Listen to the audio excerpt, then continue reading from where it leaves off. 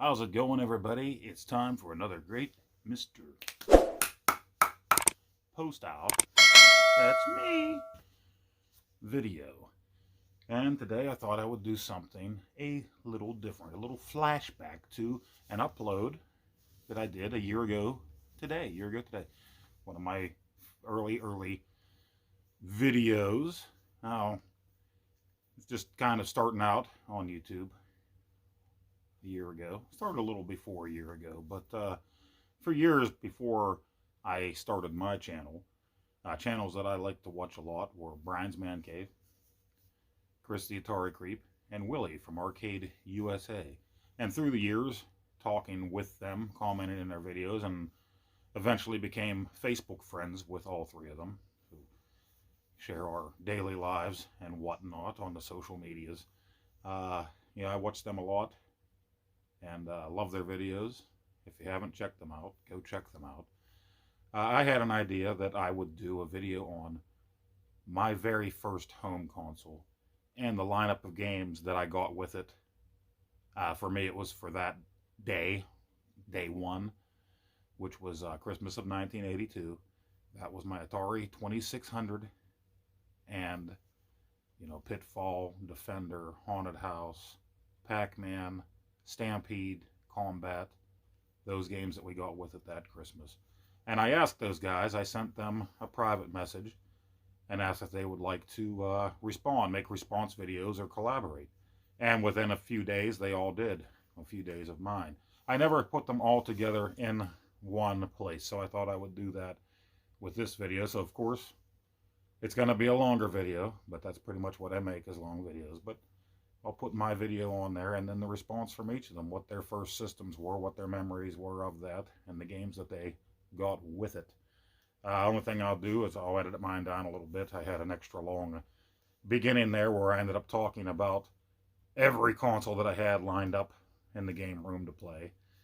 So we'll cut that down a little bit here in this video. But check it out if you haven't. Sit back, have some popcorn, get ready. It's going to be a long one. And again, go check out Brian's Man Cave. Go check out the Atari Creep. And go check out Willie from Arcade USA. A bunch of great guys, and I mean that. Really nice guys. And they got a bunch of great videos in their backlog. And they'll teach you a thing or two that you might not have known before about the old consoles. So, without further ado, check it out.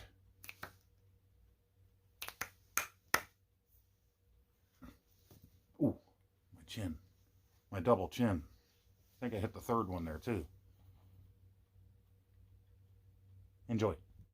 But, yeah, Pac-Man, Stampede was my game. Defender, Pitfall, my oldest brother's game. Haunted House, and Combat. They really didn't get one for my sister at the time. I think she was a sophomore in high school. She didn't really care as much, although she did have friends over and played Pac-Man at the time. And to us at the time, like I said, we didn't have any local arcades. We knew what Pac-Man was. My brother ended up getting the Pac-Man Fever record album. But we thought this Pac-Man version was just fine, and I still do. I still like it. It's still Pac-Man to me. I may have played it in an arcade cabinet before, but I don't think I did. Because in 1982, I was 9 years old. We were a little late to the Atari by that point. I knew kids that had them, maybe tried them out here and there, didn't think much. I didn't fall in love with it until we had it in our house. And I was hooked come that Christmas on. And I didn't even ask for it that year. It was probably my brothers asked for the Atari that year. They're a little bit older. They had friends that had them. So I don't remember how that came about. I do have one picture from that Christmas of my two older brothers with it. I'll try to put it up here if I remember. My parents weren't great on taking pictures or getting the film developed back in the day. They would take pictures for holidays and then never got it developed. So there's probably only a couple pictures around. I think there's one of me and my brother that's 2 years older than me, maybe playing Stampede on this. The other picture that I have is my two older brothers when they opened it up. And it was supposed to be a thing where we all opened it up. I'm not in the picture. I was probably playing with some Star Wars or Empire Strikes Back action figures probably, or He-Man at the time. I was more obsessed with that stuff. But like I said, once we got that Atari fired up and playing, I fell in love. We just started swapping games with friends all the time, buying games when we had extra money. We had paper out. We would save our money, birthday money. We were buying video games for quite a while after that. And then that all kind of stopped, too. At some point, between 82 and 85, probably, it just kind of, we played a lot outside with our friends, did a lot more of that kind of stuff. So, video games are just kind of, for me, yeah, if I went to see a movie, Ghostbusters or something at the theater, I was playing Spy Hunter, arcade cabinet. But home video games at that point kind of, We had buddies that lived off the road. Their mother didn't allow them to have home video games.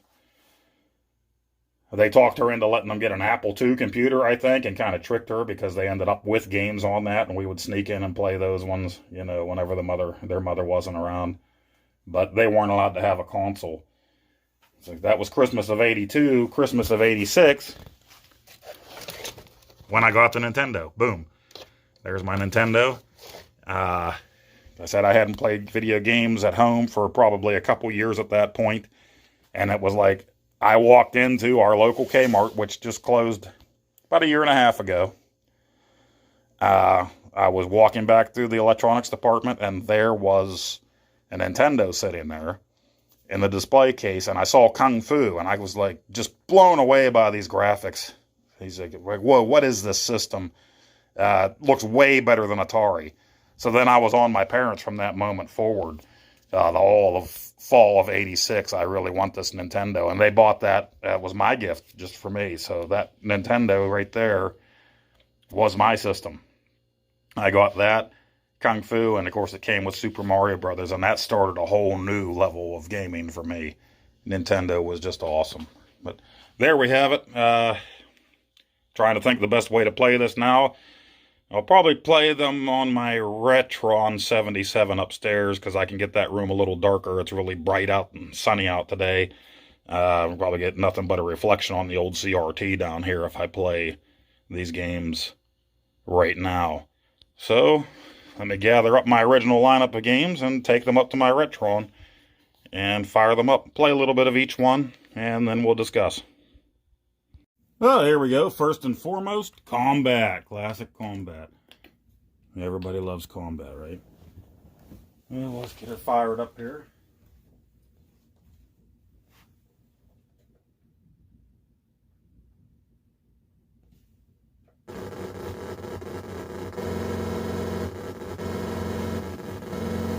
And I'm the only one right here playing right now, so it'd be better if I had my son down here right now playing with me, but yeah, he's busy. But we all know Combat. And I'm sucking at it right now. Again, I'm playing on my Retron 77, so sorry to you purists out there that love to see it on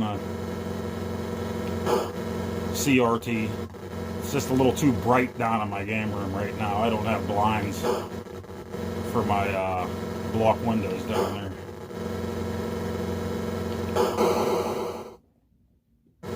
But this is the original cartridge. Still playing fine on an all-new Retron.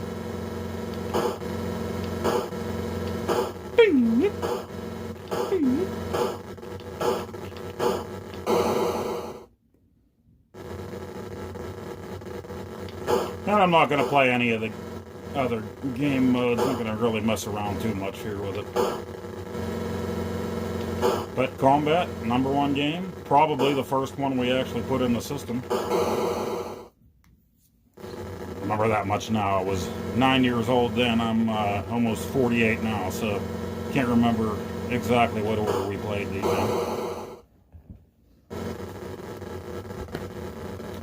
Alright, let's see what else we got. We'll fire up Pac-Man on the 2600, the game everyone loves to hate. And the only thing people like to hate on more is E.T., which I still think E.T.'s a fine game too, if you know what you're doing. You have the instruction manual, you know what you're doing. But we had hours of fun with this Pac-Man, so I know the die-hard arcade Pac-Man people are still butthurt and pissed about this game to this day, but buckwheat, it's the greatest. And when else did Pac-Man yell buckwheat after he ate a ghost monster? Nowhere else other than the fabulous Atari 2600, the VCS.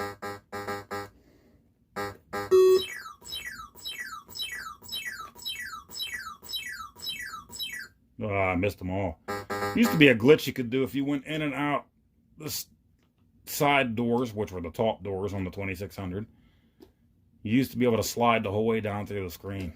I don't know if I can get it to do that now. We used to do it all the time just because we were bored as kids. I can't seem to get it. You would slide from top to bottom or whatever.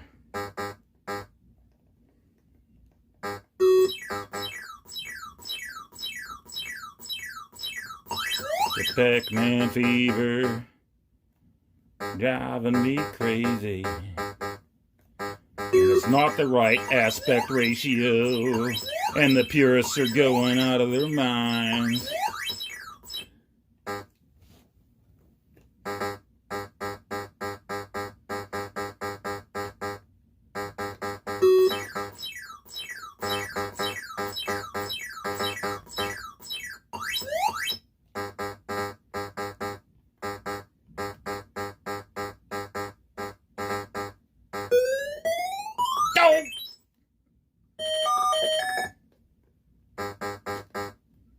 Get the vitamin. I think that's what the instruction book called that. Ah! No vitamin for me. Can I get it now? No! Did I get it? Nope, didn't get it.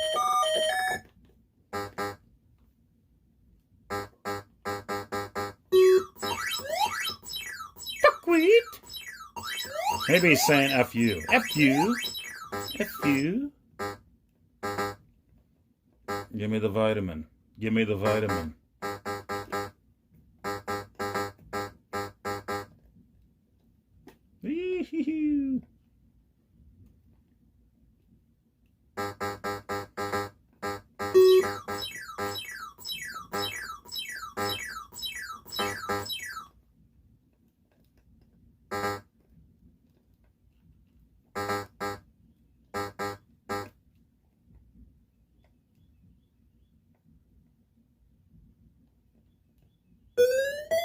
Oh.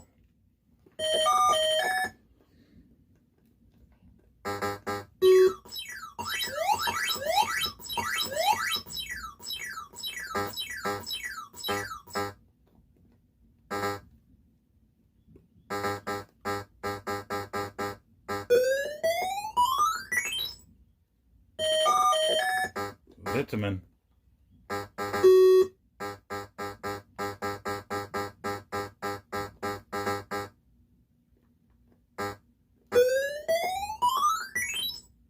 Oh, my mind is gone, so I'll be back tomorrow night.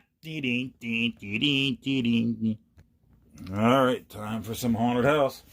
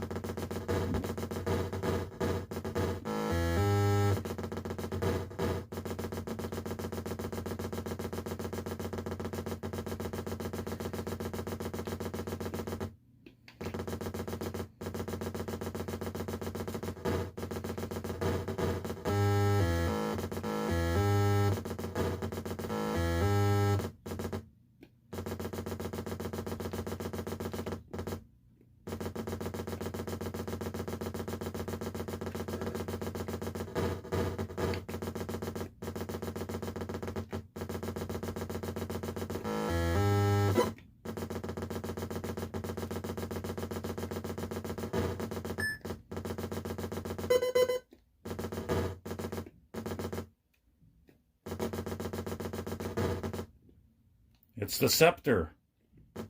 Now, you can't get killed when you get the scepter. What's this?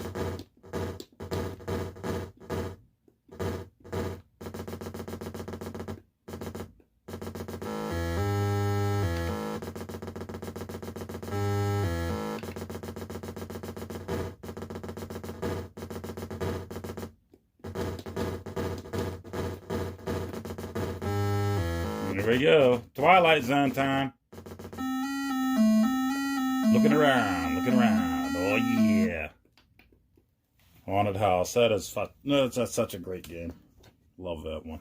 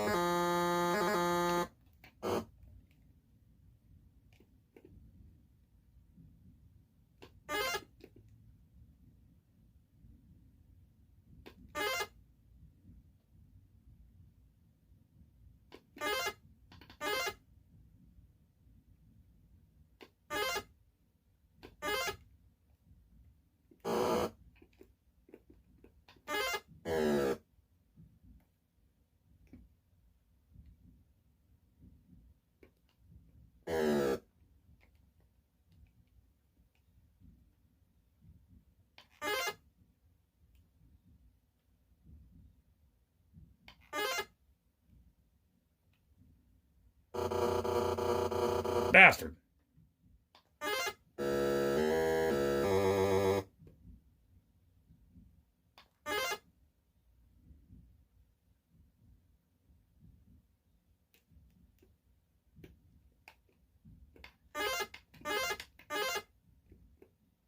Oh, I hit the jump.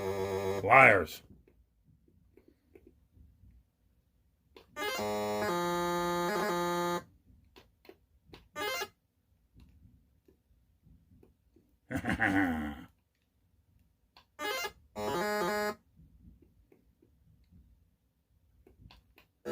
I hit the jump button.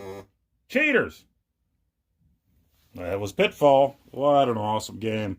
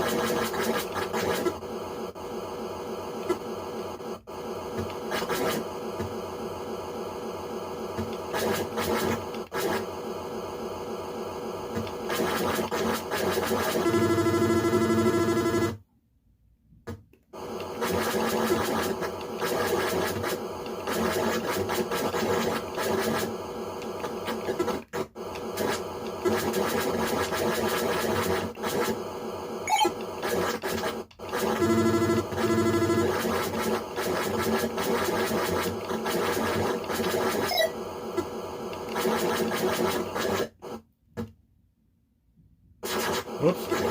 Sorry, buddy.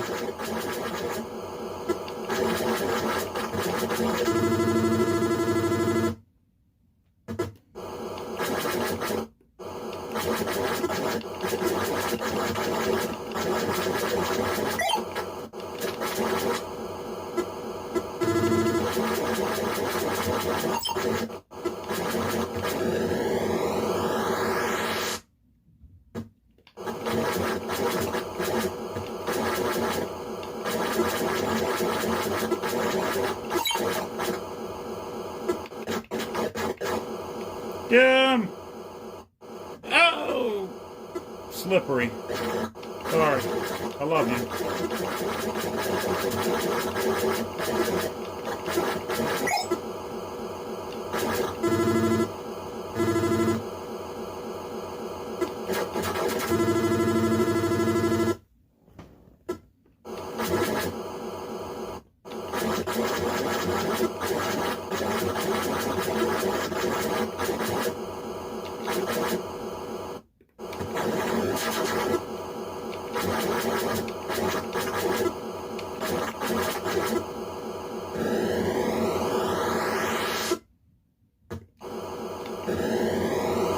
I was robbed.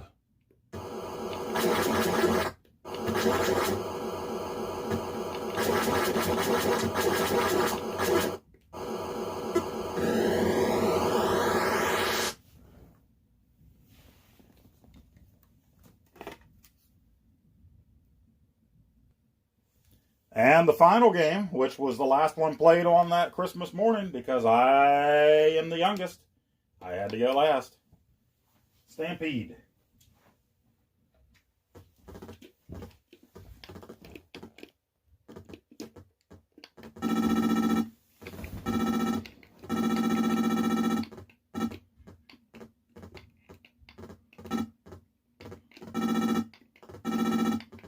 No! Oh, bastard.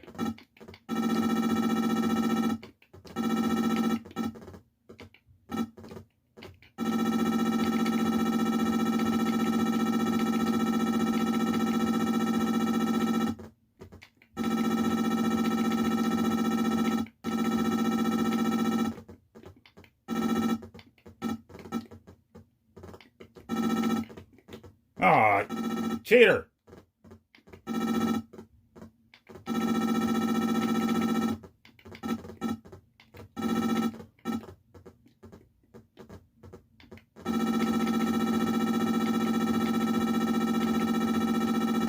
Get up there. Yeah, yeah.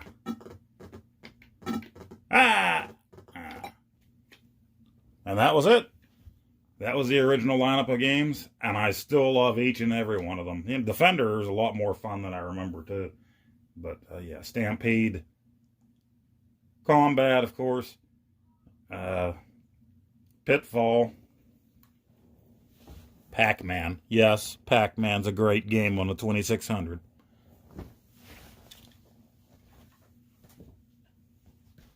Good times. Haunted House. Wonderful.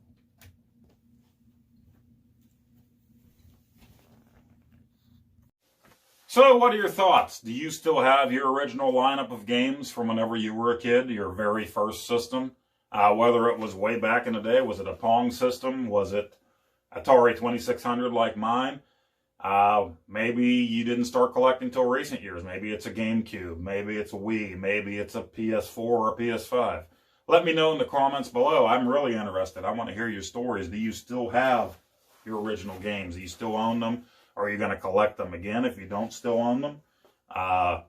If you're a YouTuber, feel free to make a video in response to this. I would love to see, I can't post pictures here, but I would love to see videos of your old video games. I'd like to see you play in your first lineup of games that you had. Maybe it was Super Nintendo with Super Mario World, one of my very favorite games of all time, by the way. That was the only game I got my senior year of high school, Christmas of '91. I got my Super Nintendo, and the only game I had that whole Christmas vacation was Super Mario World, and I still love and play that game to this day. I think it's the greatest. But let me know. I would hope to see some responses from other YouTubers. Now, I'm a very small channel. I have 40 subscribers, maybe. Actually, the other day, I think it said 42. Now it went down to 40, so 2 people probably said, F you, we're out of here, which I don't blame them. I don't make videos very often. I try to when I get a chance, if I can come up with something. But hey, if If you like this video, give it a thumbs up. You don't, give it a thumbs down. Tell me why I suck. I already know most of the reasons. But let me know. And hopefully some YouTubers out there or anybody will do a video response. Put it in the comments below, the link to it. I would love to see what your first lineup of games were, what turned on and what started that magic for you, what made you fall in love with home video games. Do you still have them? Do you still play them to this day? Do you share them with your kids like I do? My kids love this stuff. Recent years, this first lineup, like I said, my parents bought for us. They were not video gamers. When they bought this for us, they were probably in their late 30s. Now they're in their, mid 70s. They didn't care about anything that came after this. They, video game wise, they didn't play, didn't touch, didn't watch me play my NES after I got that in '86, my Super Nintendo. They didn't care about any of that stuff.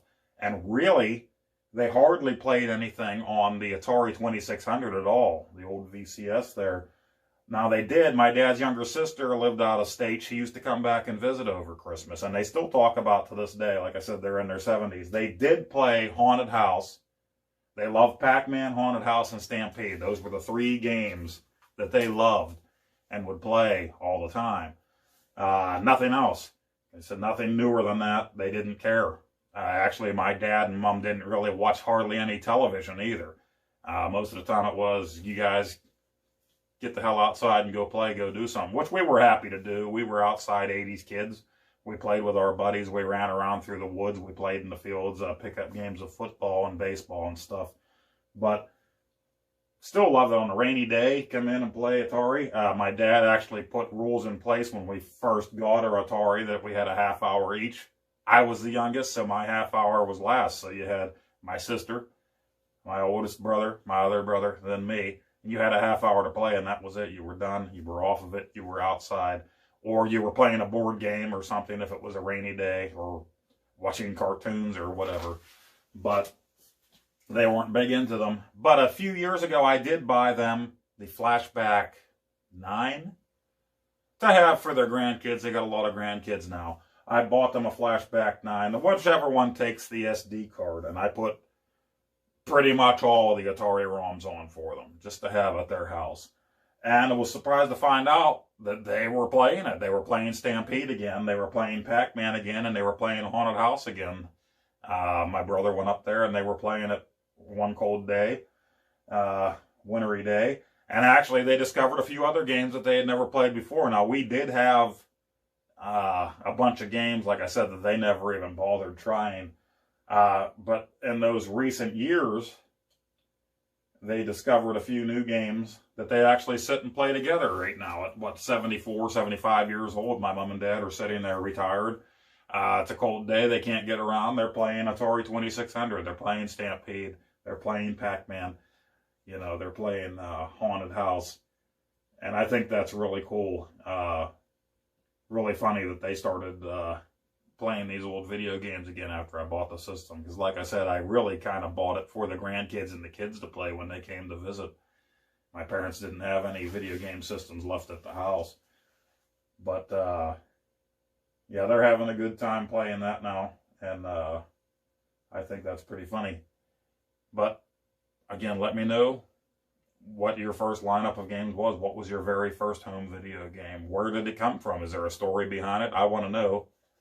And again, if you're a YouTuber, make a response video. That would be great. Play those games in the video or show them to me if you still have them. Maybe you had to get rid of them at some point or they disappeared for some reason, but you've collected them again. Let me know. And again, thanks for watching. I know I rambled on and on and on and on and on and on and on here, but hey, I got an excuse. I got the COVID. I don't know what's going on. We'll see you next time. Thanks for watching, guys. Bye-bye.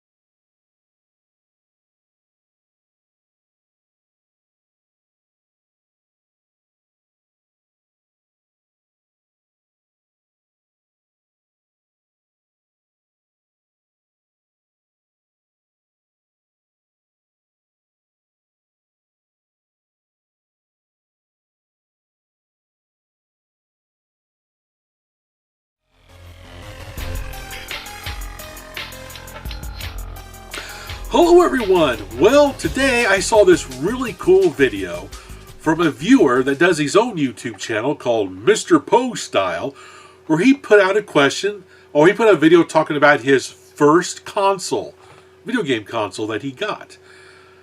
It's a really great question. You know, he describes his first console and the games they got with it. It's a fun video to watch. I'll put a link down in the show notes down below.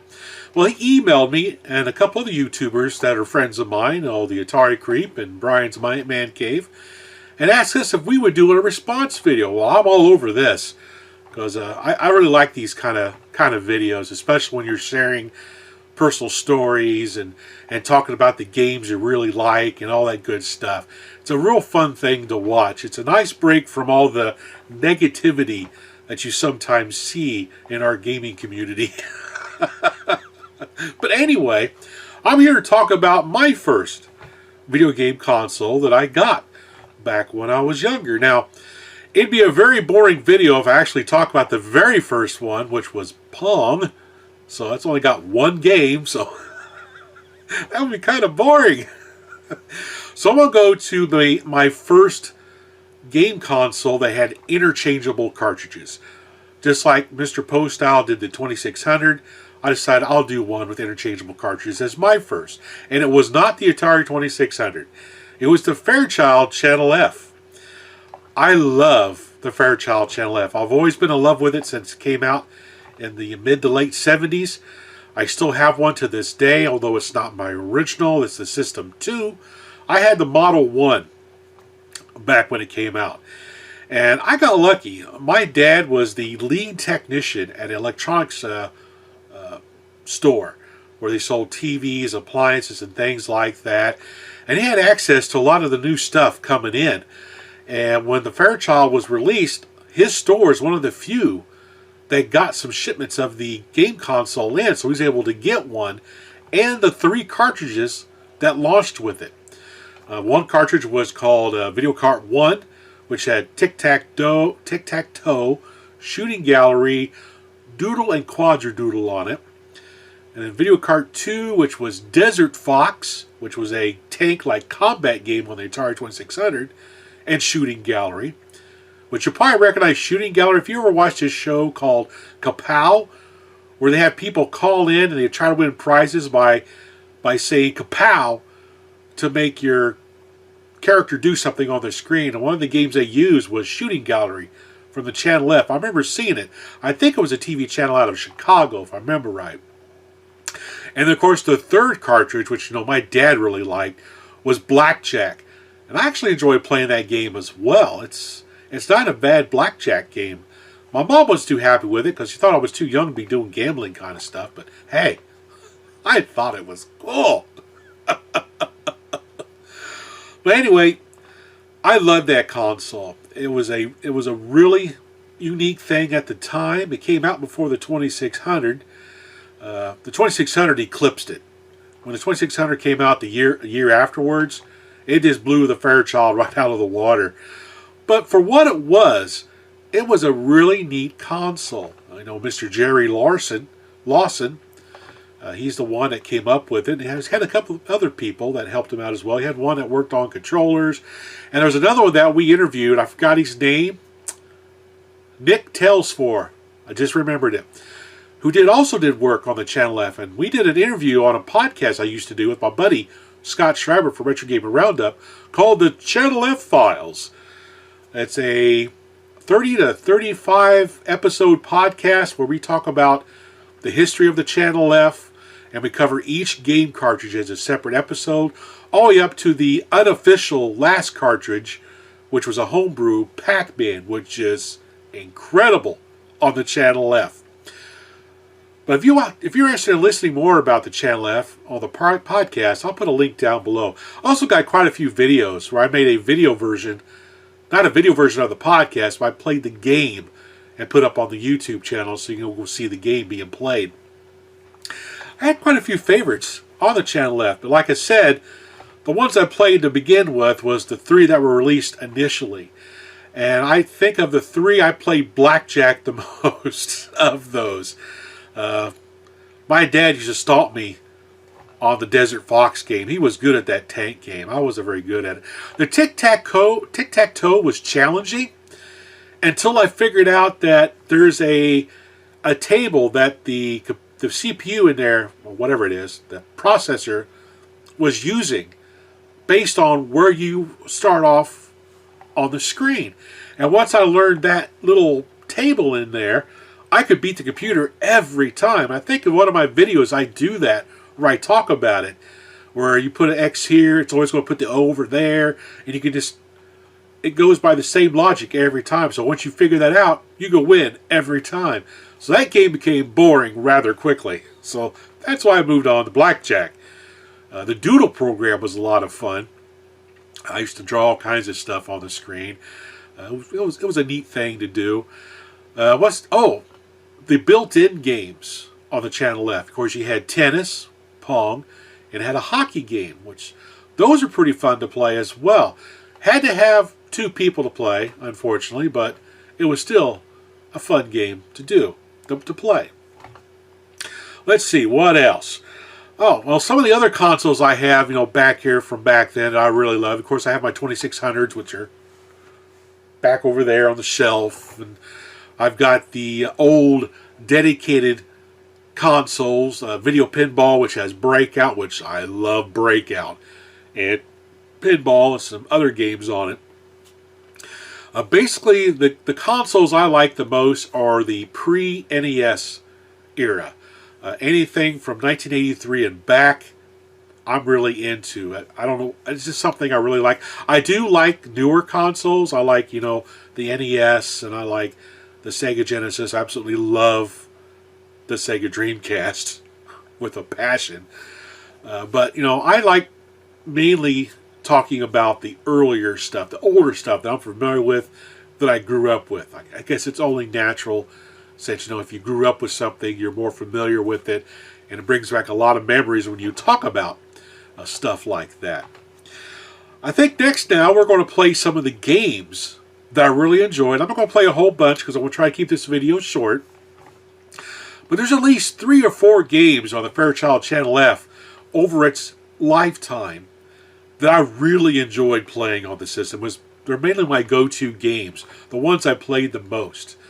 And I think the one I actually played the most of on the Fairchild Channel F was Video Kart 17, which is Pinball Challenge. It's not a pinball game. It's Breakout. Very misleading because the artwork actually shows bumpers from a pinball machine, but it's Breakout. I never could figure out why they did that. I don't know if maybe they had a pinball game in mind and they changed it at the last minute or what, but I would play that game every day before I would go to school. Every day. For a long time I would play that game. It's such a fun pinball game. Breakout game. Anyway, if you'd like to get more information about the Channel F, there's a really cool website called FND Collectibles. I'll put a link down below that has tons of information about the Fairchild Channel F. It has, cart pictures of the games, old brochures, technical information. Anything and everything you ever want to know about the Fairchild Channel F is over on that website. So now let's go and play some games, and then I'll wrap up the video. Okay, let's start off with the multi-cart. I've got this actually plugged into my PC, so I'm playing on actual hardware, so that's why the picture doesn't look so great. When I direct capture off the hardware itself, this is the best I get it to look. I've done a lot of modifications to my Channel F to improve the RF signal, and it actually does a fairly good job. It's a little dark, but it works. Anyway, let's play some of my favorite games on here. We're going to go up to, we'll play a game of blackjack, because I played blackjack a lot growing up. I still play it today. So we're going to select game 1. Start. Come on. There we go. Cut. Yeah. Cut the G. So I want to bet how much I want to bet. Let's see. I'll bet 99. I think I did 2 players. That's okay. Oh, yeah! I hit a blackjack right off the bat. Awesome.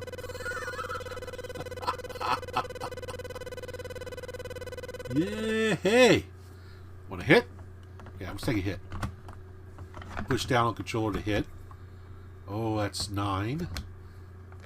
We'll save. What we got? Oh, look. We both won. Yay.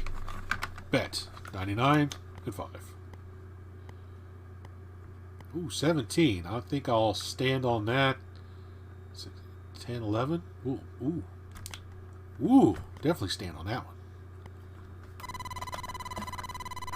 Awesome. I won again.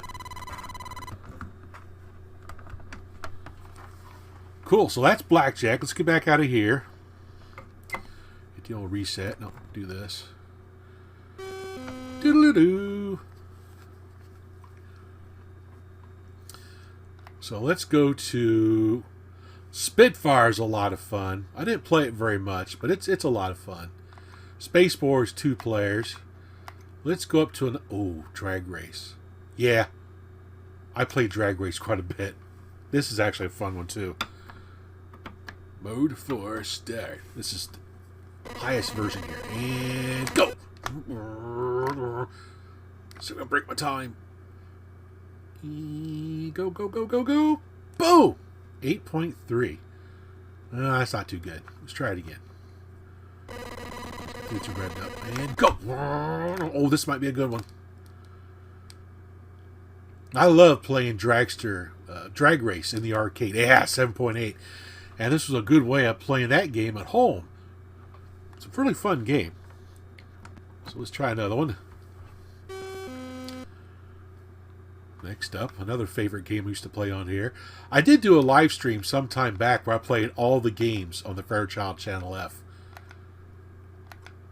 Backgammon, no. I didn't play baseball, no. I didn't play that much. Robot War, no. Sonar Search like Battleship, I didn't play it that much. Memory Match, no, because my memory's terrible. Dodge It was fun, but I didn't play it a lot. Here we go. This is the one I played a bunch of. This is probably one of my all-time favorites on the Channel F. So game 1. High score. Mode 14. There we go. Oh, other controller dummy. Okay. Boop. Now if I push forward on the joystick, I can make the paddle go back and forth quick. If I pull back, I can make it go really slow. That's how they do make you able to do the fine movements or zip over the other side of the screen, which was a really cool game mechanic. My favorite thing to do on this was get the ball to break through the top layer and get trapped up there. It'd actually get ahead of the score, and the score would start to get behind on trying to tally up everything. I just thought that was funny.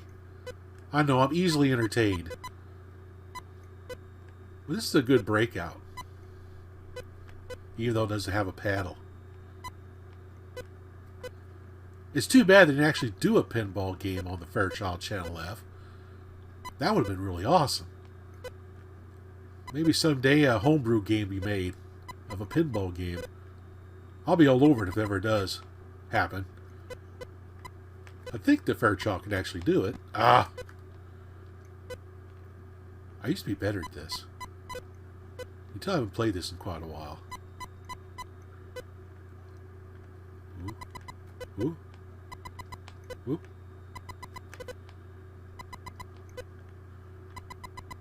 Ooh, come on, we'll break through the top. Break through the top. Oh, come on, get up there. Ooh, about missed that one.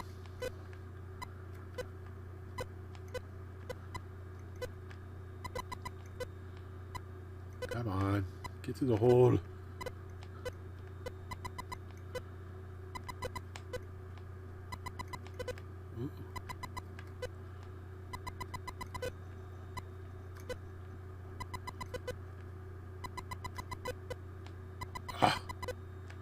Almost.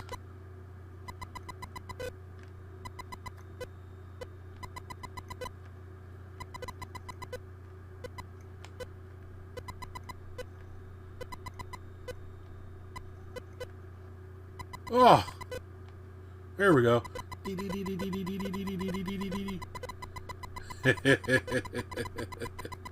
Oh, pretty awesome. Let's go to another one.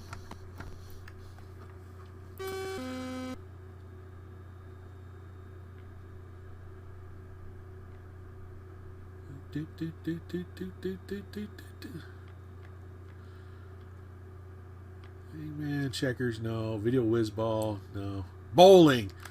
I love digital bowling games.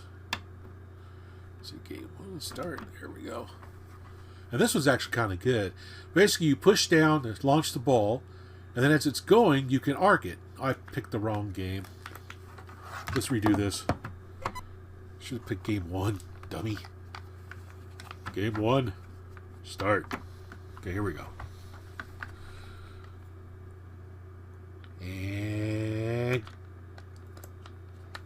oh, wait a minute. Got the wrong controller. There we go. Oh! Ooh, got a spare. Oh! Hey, I'm good at getting spares.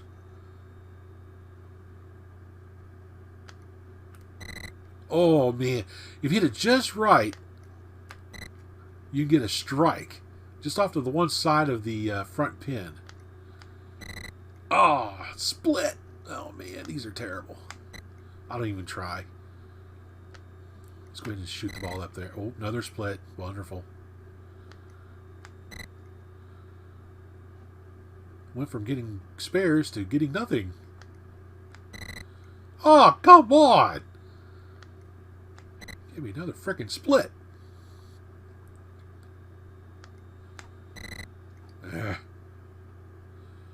Well, this is going to be a really terrible round.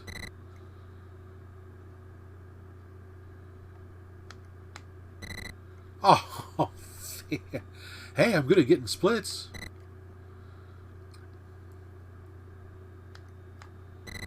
Almost got a strike. You can actually make the bowling ball go slower on a different game mode. Every time. Ooh, that was awesome. Hey, at least I broke 115. Love that game. Next. Go to my next favorite game on here. I used to play a lot of. Zip on up here to the upper numbers.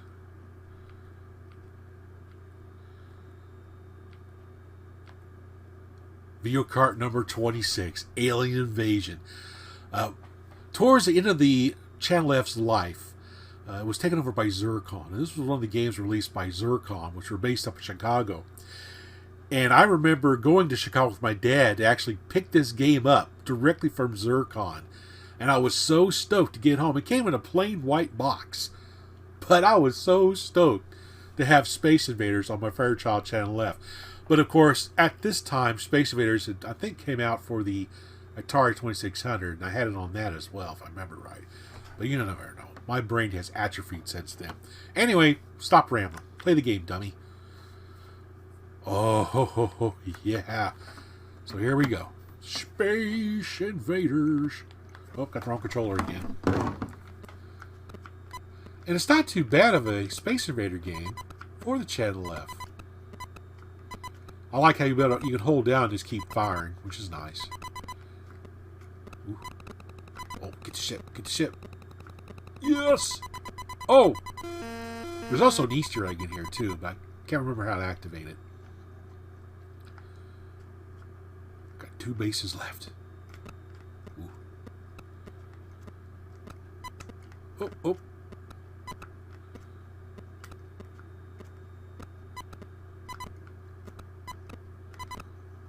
Boom down. We're speeding up.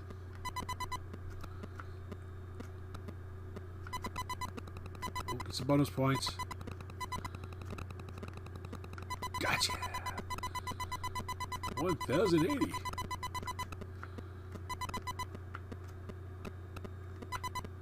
Oh boy. That one alien at the top in the middle right there kind of reminds me of the character from the game Jawbreaker from the 2600 a little bit. Oh, come on. Oh, jeez. Timing just right. Come on. Ooh. Yeah! Awesome! Love this game. They did a pretty good job with this on the Channel F. It's not bad at all. You can also do a two-player version and play at the same time, which is a lot of fun to do as well. Oh, crunch. So now we're going to play another favorite I didn't play back then because it's a homebrew. The Pac-Man game, which is incredible on the Channel F. This should have came out back when the Channel F, you know, before it went out of production. I think it would have gave it some last minute sales. Come on, where you are, Pac-Man? I know you're in there somewhere. Lights out, Tetris. Pac-Man. Boop. Check this out. This is awesome. One player.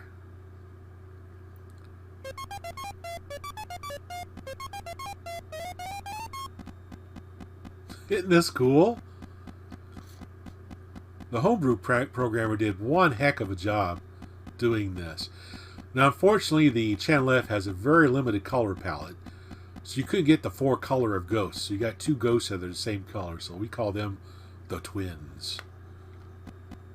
The evil twins. Come play with us. But it's a really decent version of Pac-Man. It is amazing that the Channel F is able to do this. Oh, got him. Got him. Run away.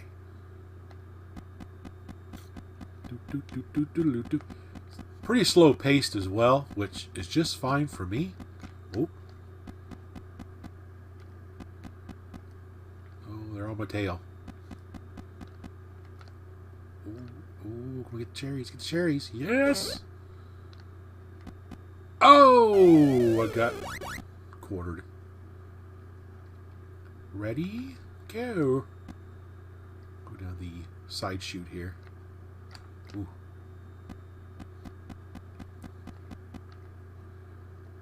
Let's go chomp him.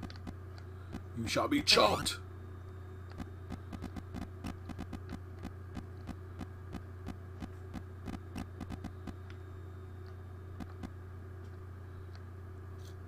Along the bottom. Go, go, go, go. Oh no, oh no, no, no.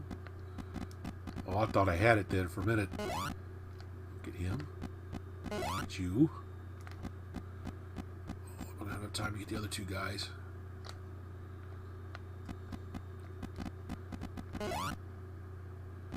Let's get across the maze. Get this last line of dots. Yeah! Really awesome. So, let's get some final thoughts on one of my favorite console growing up and in the video. Pretty awesome. I still love playing these games to this day. I've always had a soft spot in my heart for the Fairchild Channel F. Anyway, I'll show you the System 2 that I have. This was the one that came out after the Model 1. It's kind of neat. It's got the built-in holder in the back for the controllers, whereas the Model 1 had theirs in here with a nice cover. The System 2 looks a little bit more sleeker as well. It's a nice looking little console. This is what I picked up a few years ago. Unfortunately, you know, I lost my first Channel F in my move, so I had to pick up another one. Unfortunately, the first one was also complete in the box, and I had all the video cards for it, all the way up to Alien Invasion number 26 and both of the demo carts, which those are pretty rare, especially demo cart number 2. Such a shame when I lost that. Of course, I do have brochures with this. Here's the original insert that came with the System 2. Talks about how to use the controllers and how to play the different games, how to select the different game variations. That's pretty neat. And I was actually able to get a hold of the original color manual that came with it as well. One thing I'm missing is the original box. I'm hoping sometime I can find a box empty that's for sale that I can pick up. Even if it's not empty, if it's a busted Channel F System 2, I can pick it up and fix it and do whatever. Nice manual. They did some really nice manuals back then. Of course, the de facto thing to have if you got a Fairchild Channel F and you're having a hard time finding all the cartridges, well, this is not too easy to find either, is get the multi-cart for it. This has the Pac-Man homebrew on it as well. I do have the Pac-Man game up there in the box, but this is a really cool multi-cart for the Fairchild Channel F. It's pretty awesome. So anyway, I want to thank Mr. Poestyle for the really cool question and asking me to do a response video. Be sure to check out his channel down there. His video is a lot of fun to watch. And until next time, everyone, thanks for watching.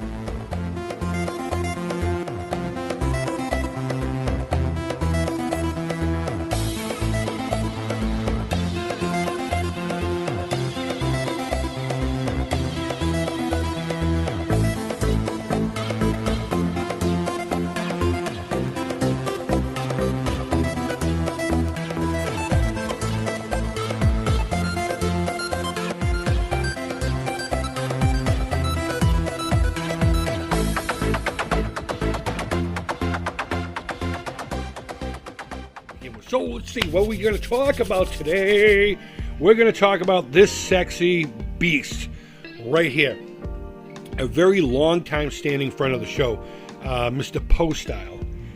Made a video and then reached out to myself, my really good buddy Arcade USA, Willie, and my other good buddy Brian of Brian's Man Cave, and said, hey, would you guys mind doing a response to this video, because I would be very interested in hearing your stories and hearing you relate your experiences and of course memories, which is what this is all about. Sharing our love for this crap, this useless plastic that we keep all over the house, and of course sharing memories and hopefully having a good time with it. And this beast right here was mine. Now in my original video I played a little prank on you. I said we're gonna look at my first console, and it wasn't an Atari VCS. Sorta. Fuck all that. This is the Sears branded Atari VCS, a heavy 6er model, meaning it was the first year it was created, 1977, when it was still made in Sunnyvale, California. Now, I do have a playlist called the Creeps Original Collection, which talks about, I think, this console in depth. I think I talk about why Sears had their own version of it in there. There is a video on my channel somewhere, so if you care to seek that out, we talk about what Telegames is and why Sears got the special treatment as far as rebranding certain consoles from Atari and then eventually from other companies. Like, oh my god, the Sears branded Super Arcade for Intellivision is like my next grail item. I mean, they're not that hard, but they're not that easy to find either. Sexy. Almost as sexy as this. And if you ask me, this is the sexiest Atari console that has ever been made, going all the way up into the new VCS. The Vader being a very close second. But this is the one we had. I had the Sears Video Arcade Telegames model heavy 6er. I can't really tell you when we got it. I can't tell you how we got it. I can only speculate, and I'm going to relate a memory I think I had. So at the time, we lived in this house that was owned by the church my dad was a minister for. He was both a minister and a full-time VP in sales for a local trucking company. Now, he was vice president in sales, but he was still in sales, so our house was feast or famine all the time. It was either go time or scrape the walls for something to eat time. I mean, it wasn't that bad. My parents always made do one way or the other. We never went hungry or went without. But luxuries weren't to be had too often. So I can't imagine my parents went out and just bought one of these in a handful of games. So I have like this weird vague memory of my folks coming in with just a random box that had this and the stuff for it and a couple of cartridges. But the other likely culprit as far as getting this into our home, and the reason I mentioned that house is because of the time period. We moved out in 83, I think. It had to have been 83. So we were there from, late 70s to early 80s when my dad decided to move on to a different church, and we got our own place on the other side of town. But regardless, that's not what's important. What's important is I think my parents did have a Sears card, and I think pretty much everything we got was from them, because it was, it wasn't an immediate purchase, swipe, swipe, swipe. And, you pay it off whenever you pay it off. So my best guess is that's why we end up with this specific model. Now, I do think Sears actually had regular Atari branded ones, but of course, this is something that would have been pushed on people at Sears, and I'm okay with that because look at it. Now, I do have a heavy sixer over here, which I probably should have taken down. I'm not going to. An actual Atari one.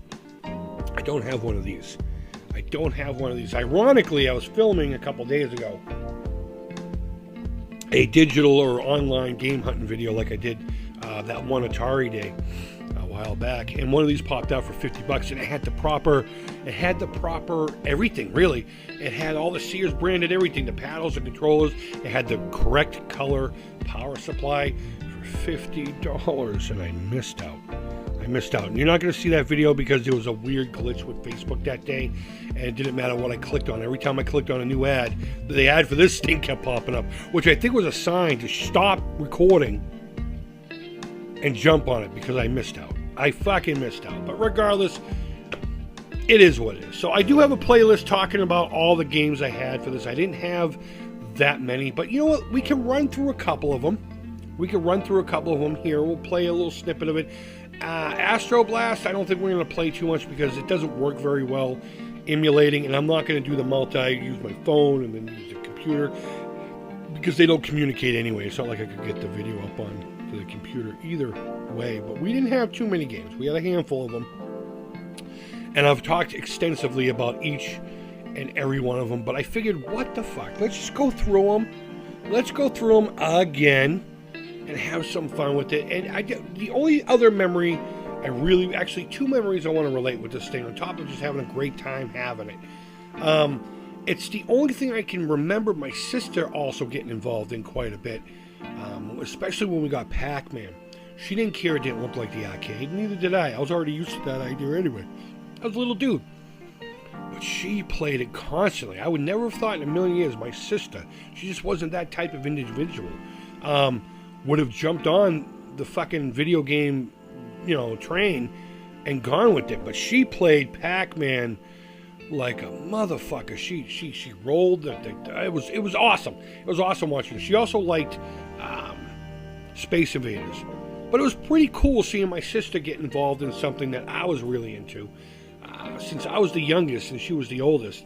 And I think there's a good 11 years between the two of us. So it was actually something pretty cool. Another memory is my brother, the older of the two. I have two brothers and a sister.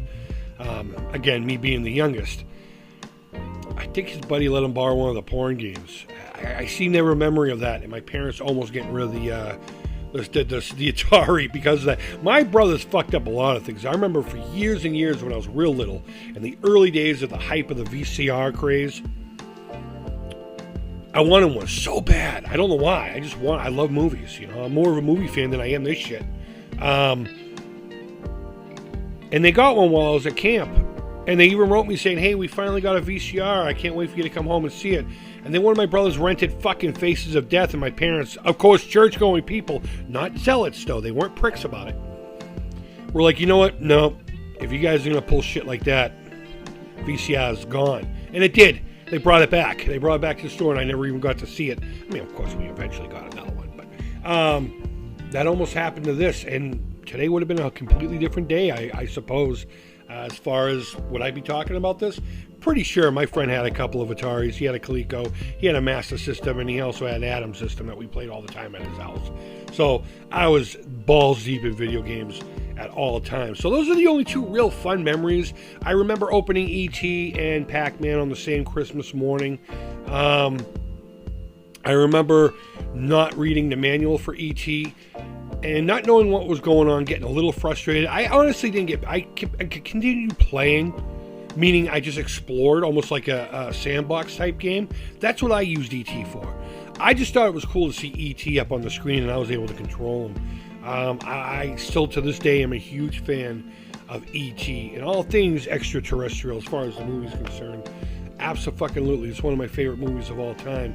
And the game never bothered me. And now that I know how to play it, it's a meh game at best.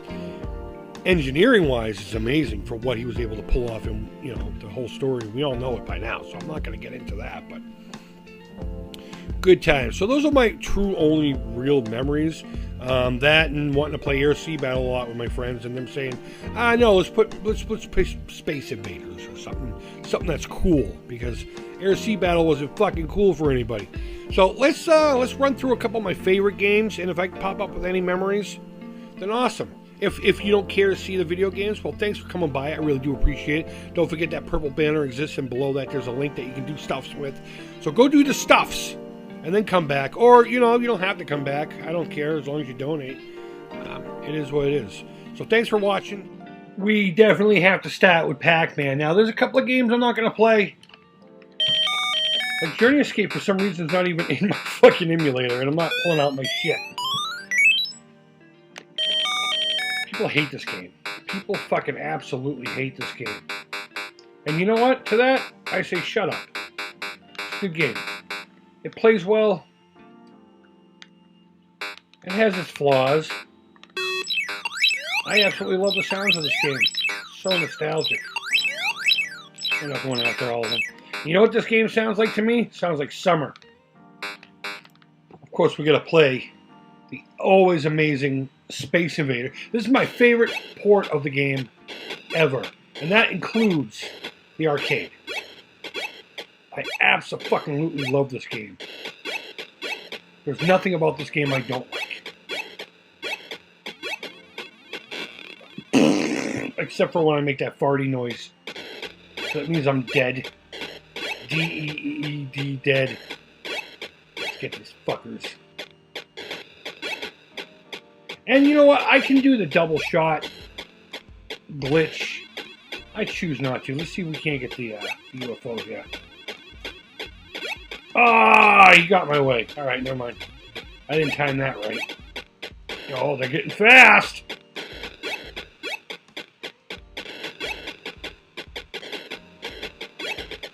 I hate them shields. Shields piss me off. Blammo! Okay, next game. So we might as well play the game that started the whole thing for me.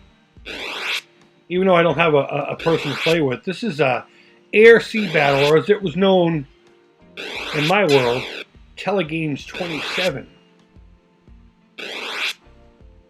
That's it. You just shoot shit. I have a video of me and one of the girls playing this. Oh God, a while ago. There are multiple games. There are some where you can move your turret, others where you can't. In this case, you can only just go up and down. There are some where you can actually adjust where the missile goes and all kinds of stuff. This is actually a really fun game. Again, the sounds, just the gameplay and everything. We won't spend too much time on it. We've done it enough. But yeah, Air Sea Battle. This was the one that started it all for me anyway at home. Oh my goodness, is this one of my favorites. This blew my mind when it came out. Just the intro alone. We'll just get to the ship once. And we'll worry about it then. The idea is to run around and avoid all this crap. To get to the spaceship. Well, that clown just made me invincible, like, forever. Those little blue guys did too, see him? I got lucky, I got two of those. But will I make it to the ship?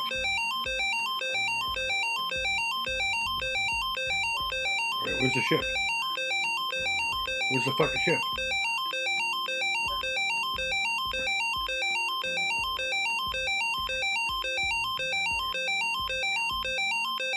Come on, where's the ship? It's annoying. There we go. Yay! Now you gotta get the whole band into one of those. So you technically aren't done yet. Which is another unique feature of this game. Alright, next game.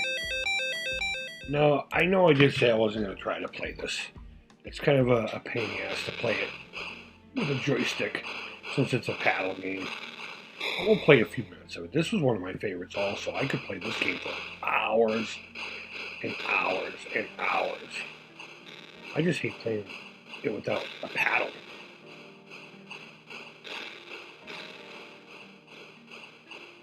And I'll be perfectly honest with you, I like the challenge this one presented more than the Intellivision Astro and Smash.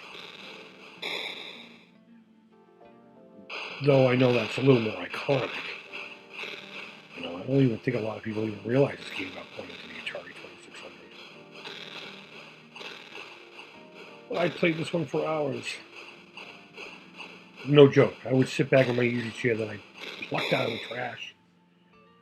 And I would play this on the TV that I plucked out of the trash. On the Sears Telly games that I did not pluck out of the trash. Using a cartridge I did not pluck out of the trash. But I would. This is one of those games that would have me engaged for a very long time. You know, typically Atari games, you play a few minutes and then you pop in another one. That was just kind of the way of the samurai when it came to that. But in order to play this properly, you have to have your paddle. Well, this next one is self-explanatory. It's combat. I don't have a second player. So we'll just go shoot this blue guy. And there you go. Combat. Alright, so we're going to end, of course, with the greatest of them all. We're going to kind of sandbox this one. Play around. We're not going to try to accomplish much. Just get it on the screen. Just get it on the screen. There we go. Let's wait for a question mark. See if there's anything in here. Give me a question mark, E.T. I don't want to call Elliot. Oh, we're in a hole. We're in a hole. I was so excited Christmas morning opening this thing.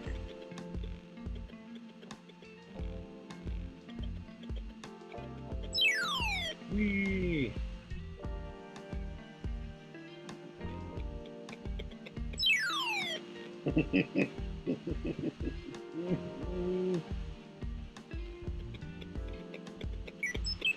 Get off me, get off me. Crazy scientist hooker.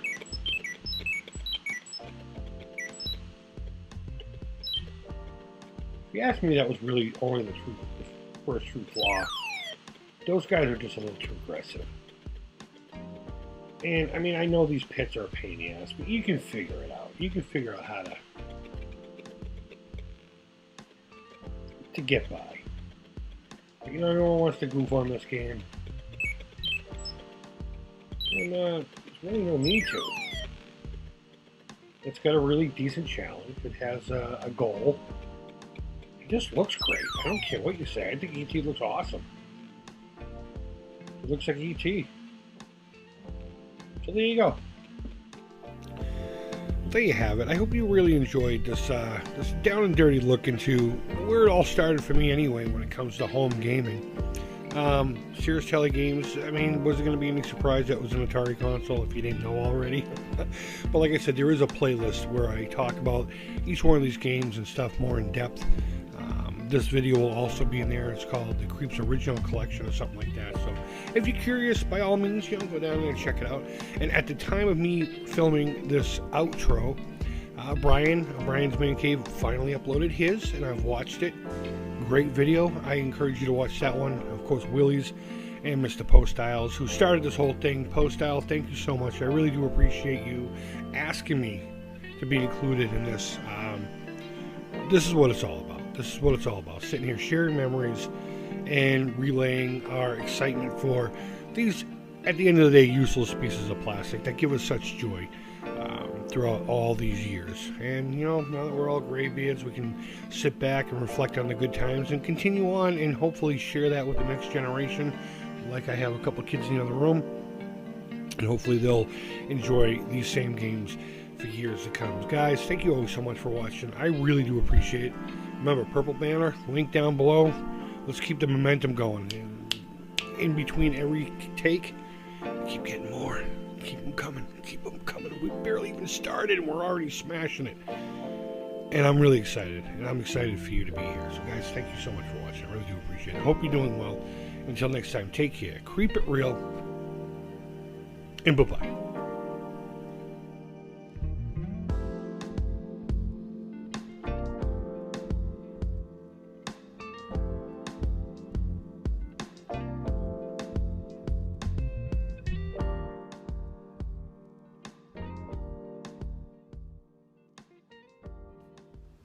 Hey guys, welcome to Brian's Man Cave.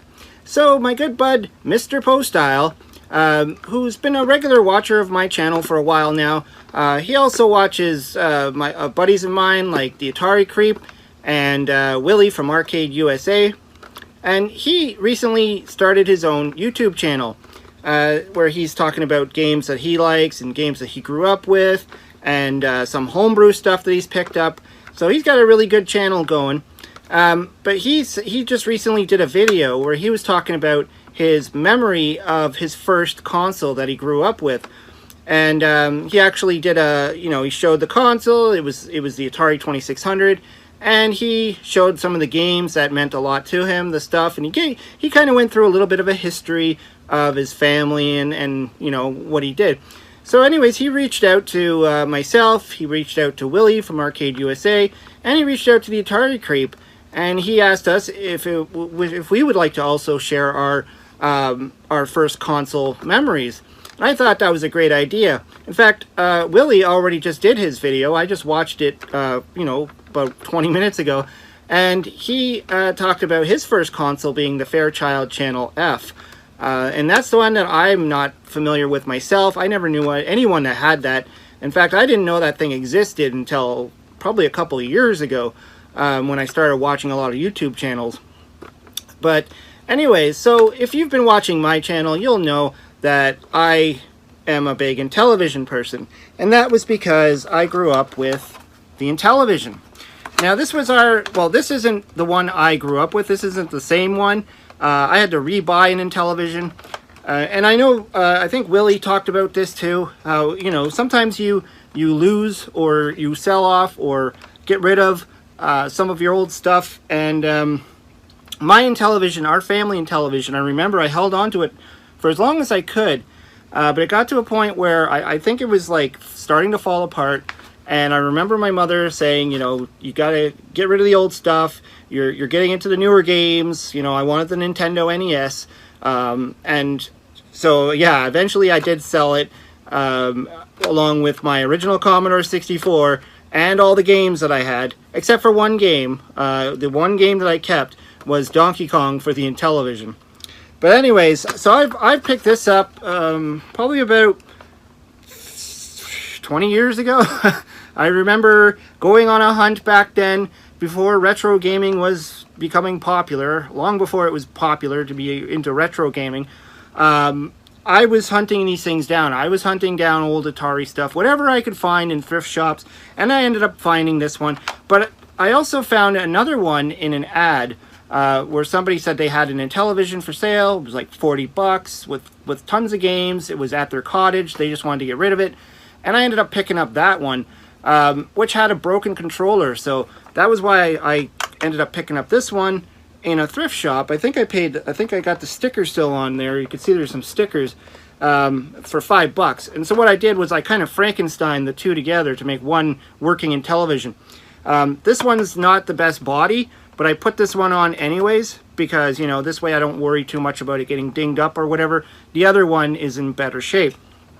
But anyways, yeah, if you're not familiar with the Intellivision, that's it. This is the I guess you consider it the OG Intellivision, the first Intellivision that came out. This was the same style as the one that I had. You can see on the back there, everything's going to fall out now. You can see on the back there, it's got the channel changers. So you can either put it on channel 3 or channel 4 on your TV. And it's got the infamous paddle discs. Paddle controllers or disc controllers or whatever you want to call it, gamepad. This is what made the Intellivision different than all other systems. And it's really great that people often discuss this, and I either hear stories where people love this thing or people hate this thing. There's people that call it a telephone. they say it's not really user friendly. It hurts their hand when they hold it. They don't like they can't get used to the disc because it spins around. But if you think about it, and I know for the Intellivision Amico that's coming out, Tommy Tallarico did videos where he talked about the Intellivision controller being the very first controller to be like a gamepad, like the first gamepad, because other systems at the time were more like joysticks. But you got the number pad, you use that in certain games, you get a little overlay that can go in there, and it has different things as to the functions of, while playing the game. But yeah, I actually enjoy this controller. I like it.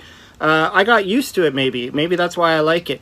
There is the Intellivision 2, which I do have. It's up there.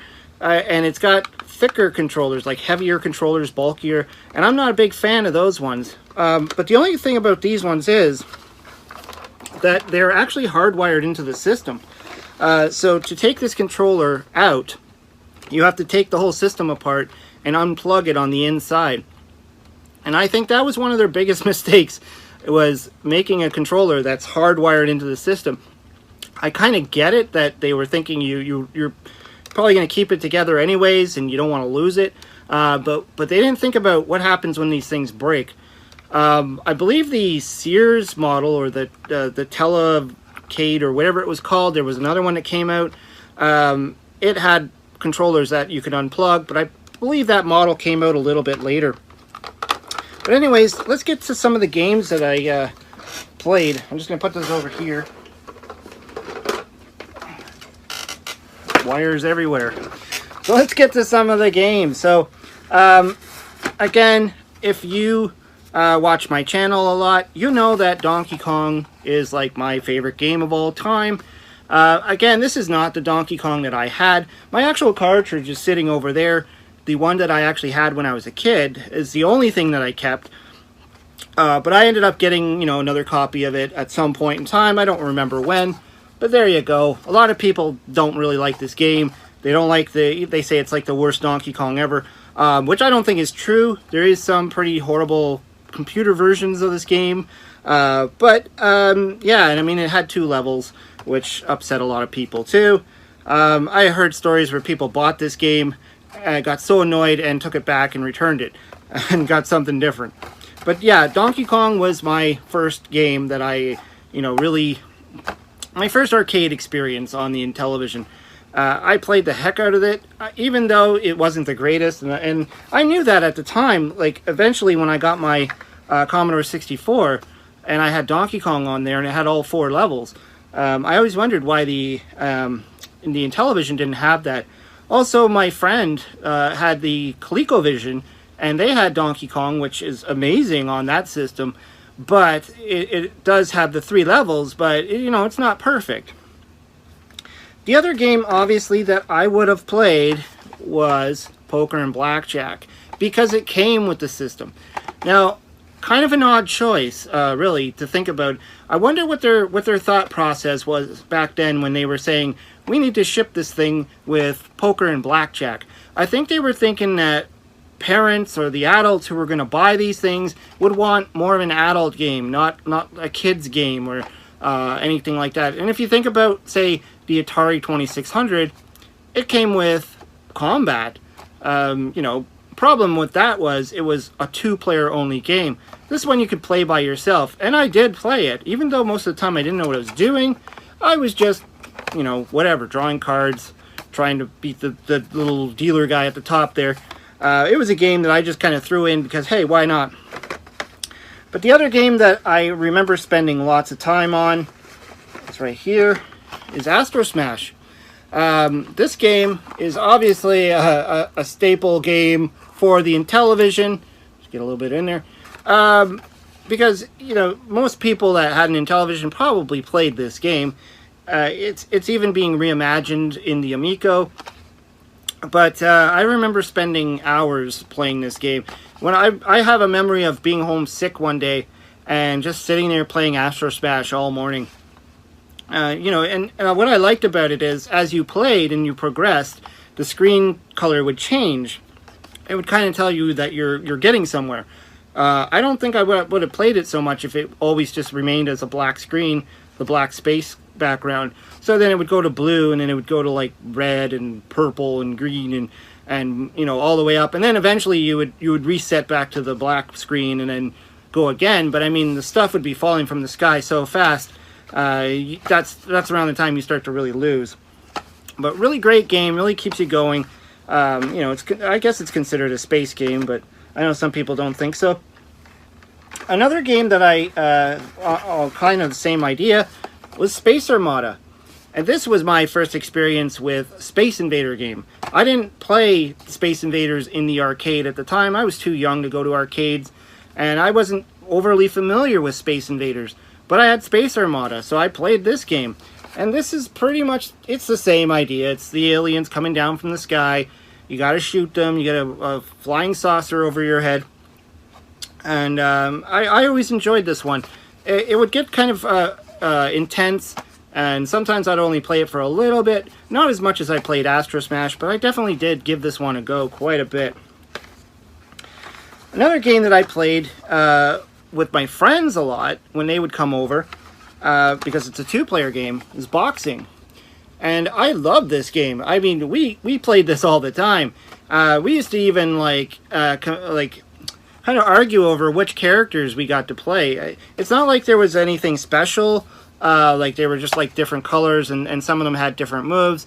But we always argued over the I think it was the gold one, that the gold guy, there's the picture right there, usually would win. And I don't know if that's true or not. I know, I've looked into it. I know like the blue guy is a little bit the slower one.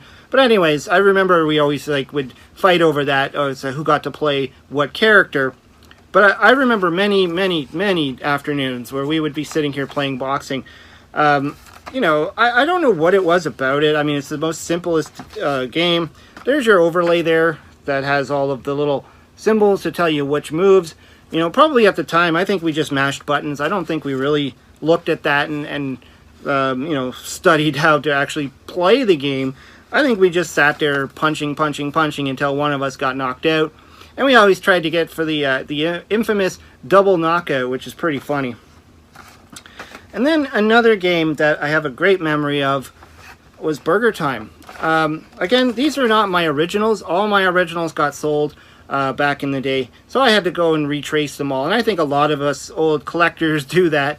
We had this stuff when we were kids, and then we had to rebuy everything. Even some of my Transformers back there, most of those I had to go and rebuy them, because when I was a kid they got lost, they got stolen, they got whatever, I moved. So just lots of stuff happens, and you just lose track of this stuff. But Burger Time, I remember getting so excited about this one. My grandparents actually bought this for us, and I remember they came in, and I was like, you know, so excited, and my brother and I, we just ran in, it's like, Burger Time, and then we went downstairs and we started playing it. And even today, I still love playing this game. And I've heard people agree that this is probably one of the better ports of Burger Time. You know, I've played it on the Atari, I've played it on the ColecoVision, I've played it on, you know, all different systems. Even the Commodore 64 version, which I didn't like very much because it was really slow. At least the one that I had, or my friend had. But yeah, I love this version of Burger Time. And I still play it. I've played it a few times on my channel. Great game. And the last one to talk about, which I also spent many a time playing, was Advanced Dungeons and Dragons. This is still a favorite today as well. You know, running around in the little dungeon area, going through that map, finding all the different things you gotta find. You gotta find a boat, you gotta find an axe, you gotta find a, what's the other thing? There was a key. You gotta find a key to get through a gate, and then you get to the big cloudy mountain, and then you gotta go through and kill the dragon and get the crown. I mean, that was a different game for me. I mean, most games that I played back then had like one screen, or, you know, like Burger Time had one kind of like layout. It would change a little bit. Donkey Kong had two screens, but this being a full-on game where you go through a map and then you go into these dungeons, and you can increase the difficulty if you want to play on the higher difficulty settings and the lower difficulty settings, depending on how you want to play it. I thought this was amazing during the time. And again, this is another one being reimagined on the Amico, where I believe they're just calling it Cloudy Mountain. Obviously, the Advanced Dungeons and Dragons is a name that's owned by Wizards of the Coast, which originally was owned by, I think it was TSR. I think they were the original owners of the TSR Hobbies. They were the original owners of Dungeons and Dragons, and then Wizards of the Coast, the creators of Magic the Gathering, bought out Advanced Dungeons and Dragons, so they own the title. So, and this one, interesting enough, is only called Advanced Dungeons and Dragons. But it did get later on, it did kind of get the tag name Cloudy Mountain, because they made a bunch of other ones. Treasures of Tarman. I think there was a few I think that they were supposed to come out. But yeah, really great title, really great game.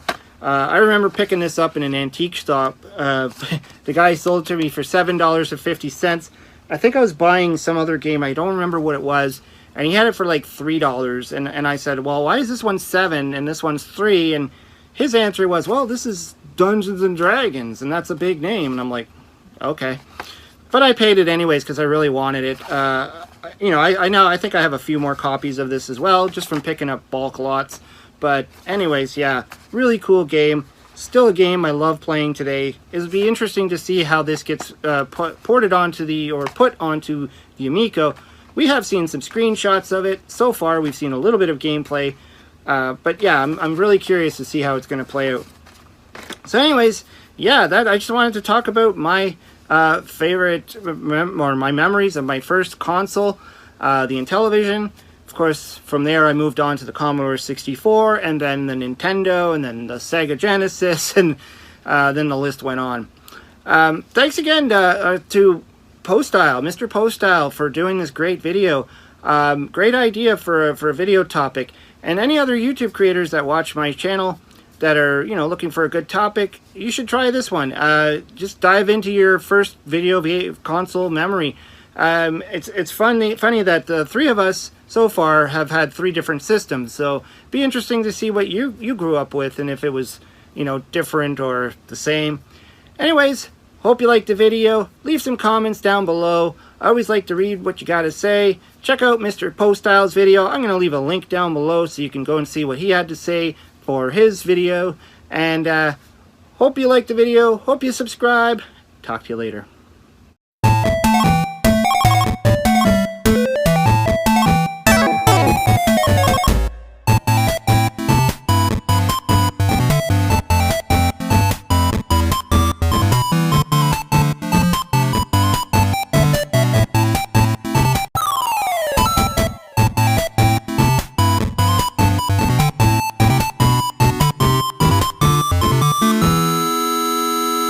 Oh, Nacho. Come here, Nacho.